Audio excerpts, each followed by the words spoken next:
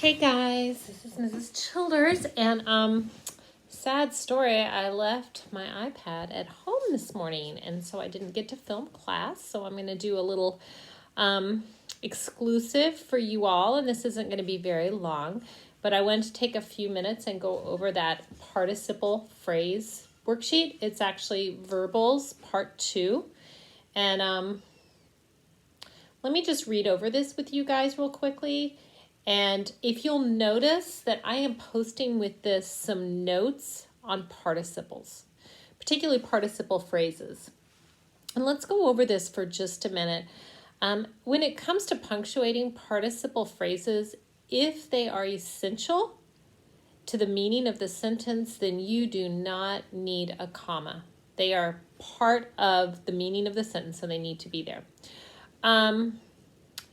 If they are at the beginning of the sentence and the participle serves as an opener, or if they are non-essential, then they are set apart by commas. And I told my students today that these items that you have a picture of, if you could just write that down on your verbals part 2 worksheet where it says participles, if you could just make notes of these 3 things. So one, that essential participle phrases do not have any commas. Non-essential participle phrases and participle openers are set apart by commas. And then the third thing is that a participle and a participle phrase has to be right beside the noun or pronoun that they modify. So the participle phrase can come before the noun or pronoun it modifies or come after, but it has to be right next to it. And if it's not, that creates a situation called a dangling participle. And I'm going to show you that on your homework. So I just wanted to go over that very quickly, jot those things down. And also, of course, that's got relevance to your paper. So a few of you, not many, had dangling participles. So this should unpack what that means. And also you need to have at least one participle opener. So remember that participle can be a present participle, ing, or it can be a past participle ending in D or N or T, but it has to be modifying a noun. Don't get it confused with gerunds. So let's look at this. The other day on the worksheet, I think I already did 1 through 5. So let's start with 6. So the participle phrase is, let me get on the right worksheet, starting the race. So you would underline starting the race and circle team. That's the noun that it's modifying. Notice it's an opener. It's followed by a comma. Number 7. We left the concert singing our song, our favorite song. So if you'll notice, oh gosh, actually I corrected this before I posted it. So you're not really going to see this. So let me explain. You should have underlined singing our favorite song, and it's describing we. If the sentence read, we left the concert singing our favorite song, that would be an example of a dangling participle, because singing our favorite song would be right next to concert, which is not what it's describing. Okay, so I just wanted to highlight what a dangling participle looks like. Number 8, filled with joy, is your participle phrase, and you should have circled family. Number 9, shooting across the sky is the participle phrase, and it modifies stars. It is essential. Like, we're not just talking about any stars, we're talking about stars shooting across the sky. So there would be no commas setting that apart. Food frozen for 2 years typically spoils. And frozen for 2 years is your participle phrase. It modifies food, which should be circled. Again, this is essential. We're not saying that any food typically spoils. We're saying specifically food frozen for 2 years. Number 11, hidden in the forest. That's your participle phrase. It modifies treasure. It is essential, so there is no comma. Swaggering through the room is the participle phrase of 12, and it describes man. And 13, delivering newspapers is the participle phrase. It describes David. Both 12 and 13, they're participle openers, so they end with a comma. 14, whistling a song from the concert. That whole thing is the participle phrase. It describes, modifies he. And lastly, 15, filled with joy, modifies Mark. Okay? Okay. So I'm going to post the diagramming answers online. Okay? And so you can look at that and you can check. And I just want to remind you that big picture, a participle is a verb acting as an adjective. But when we start diagramming those phrases, we treat it, we revert to treating it as a verb. So, for example, on number 13, delivering newspapers, delivering is the participle. But when we diagram it, we treat it as a verb and say delivering what? The answer is newspapers. That's the direct object. So you actually would take that curvy line and you'd straighten it out and put a vertical line on it, and you would indicate newspapers as the direct object. Okay, and then let me just highlight number 5, hidden in the swamp. You have to make sure you put the participle underneath the specific noun or pronoun that it's modifying. And so hidden in the swamp is modifying treasure, which is an object of a preposition, but still, object of a preposition is a noun, and it can have a participle modifying it. Okay, the other thing I wanted to talk about is I wanted to talk about your papers, and I've been able to meet with 2 of you about your papers, and I haven't heard from the other 4 of you. So I'm assuming that you're doing just fine and that those instructions that I gave are self-explanatory and you are fine. So, I will be available tonight. Oh my goodness. Okay, here we go. I'll be available tonight, and if we have snow tomorrow, I'll be home tomorrow. So you can send me. You guys' papers are not due until midnight. I guess you're going to be getting this on Friday. So I'll be available tomorrow, and I'll try to be attentive to checking my email, but I'll tell you on a Friday night, I'm not going to check my email after 7 o'clock, okay? So I'll be really careful about checking it up to 7 o'clock. Okay, so let's look at the edits for history paper, which was posted 2 days ago, and we are now like halfway down page 2. I want to talk about mechanics and grammar for a minute. So halfway down page 2, it says mechanics and grammar, and the first thing I want to bring to your attention is parallel form. Now, I am very mindful that the next thing that we're going to tackle is mini thesis. So I am just trying to hit some things in advance of mini thesis. I know I haven't taught you parallel form yet, but this is a really great context for you to work on it. So parallel form just means that when you have a sentence and you're listing items, those items need to be in the same structure and in the same part of speech. So when I say the same structure, like you're listing words, phrases, or clauses. When I say the same part of speech, you're listing nouns or adjectives or adverbs. So you've got 2 examples here from student papers. The first one says Ruth took on many responsibilities, including, and there's going to be 3 things listed here. 1, writing Marty's papers as well as her own, household chores, and their 3-year-old daughter. So the first thing I see is that we've got a phrase as the first one, a phrase that starts with a verb, and then we've just had nouns that have a few adjectives. And so let's just deal with the verb. If it's writing Marty's papers, we really can't just say household chores. So one option to make this parallel would be to add some verbs. We could say writing Marty's papers as well as her own, performing household chores, and watching their 3-year-old daughter. Okay? So to me, that's what makes more sense. But I do want to let you know that sometimes you take words out. It doesn't make too much sense with this, but I want to illustrate it. So you could take out writing. Maybe you want to make all of this a series of adjective nouns.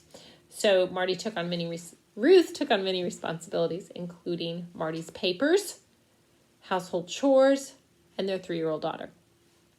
Okay? So there's a couple ways that you can problem solve it. Here's another example. Michael Jackson is an important figure in American history because he overcame, so we're going to have a couple things listed. One, he overcame a ton of struggles throughout his life, became an accomplished singer, and he left a legacy of inspiration.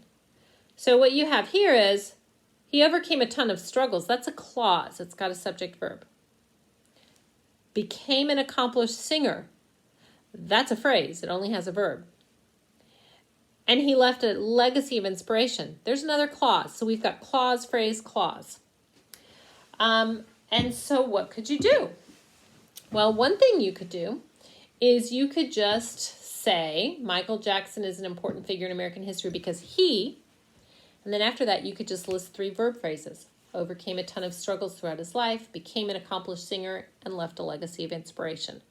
So in that case, you would just take the he out at the end of the sentence. So that would be fine. The other thing you could do is you could make everything a clause. Because he overcame a ton of struggles throughout his life, he became an accomplished singer, and he left a legacy of inspiration. Okay, so you could do that either way. By the way, I really despise the word ton. I know that's a synonym that's been given to you for a lot, but try to avoid that.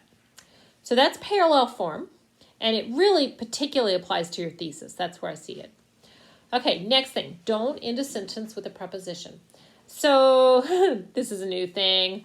I corrected it because I noticed it a lot.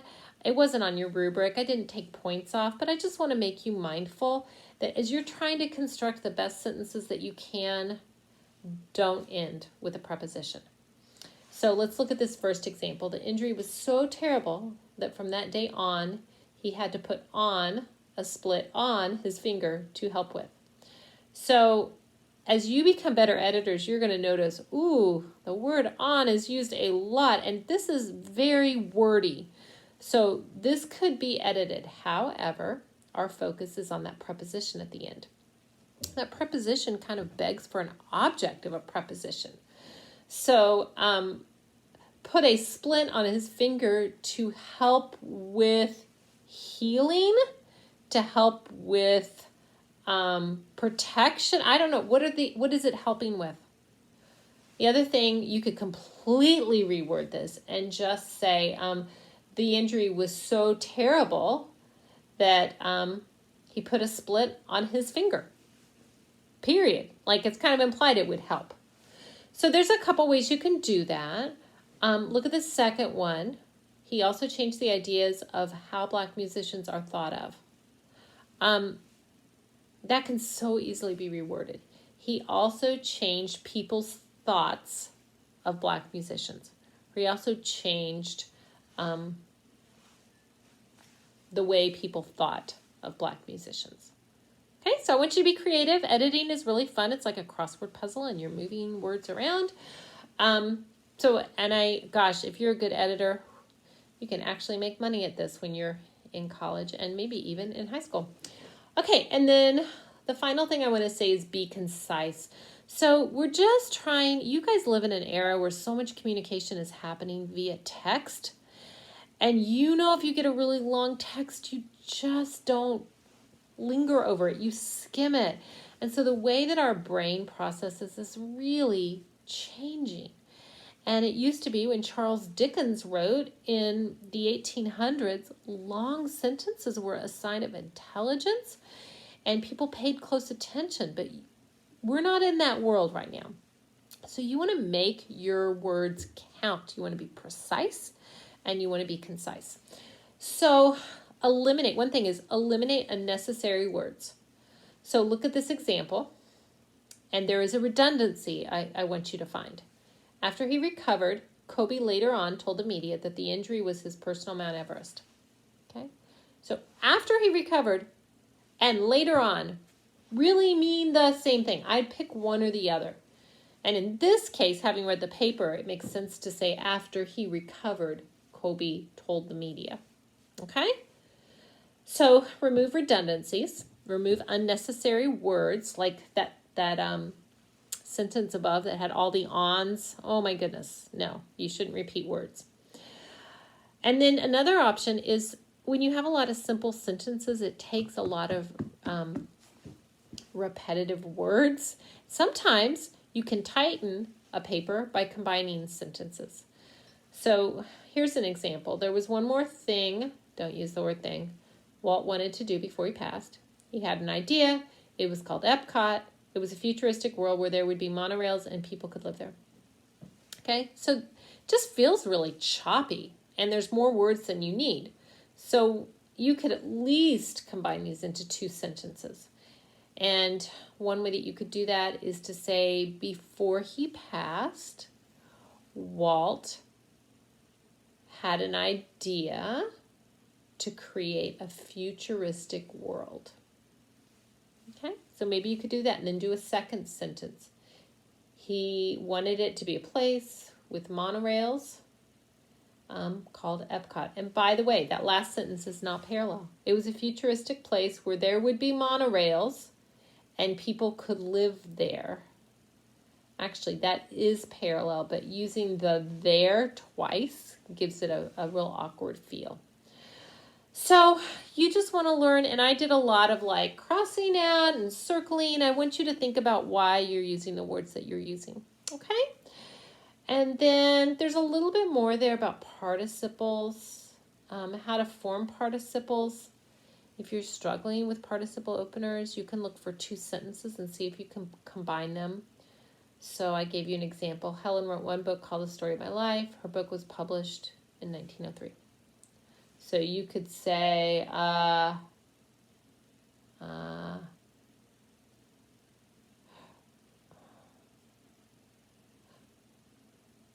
okay, published in 1903.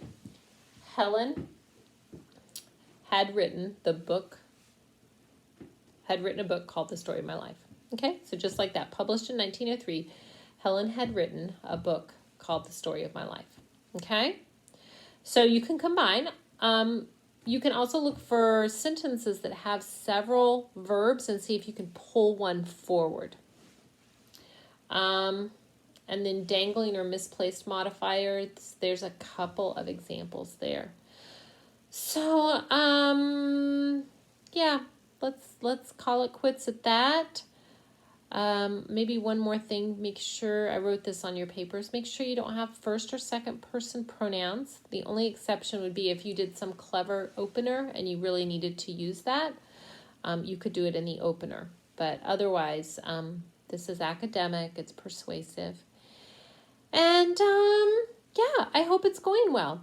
And next week you can plan that we're going to meet on Tuesday morning at 10. We're going to get back into those Tuesday morning seminars where I can meet with you on Zoom. And if you've got any questions, reach out to me with those questions before 7 o'clock on Friday. Okay, you guys take care. Bye.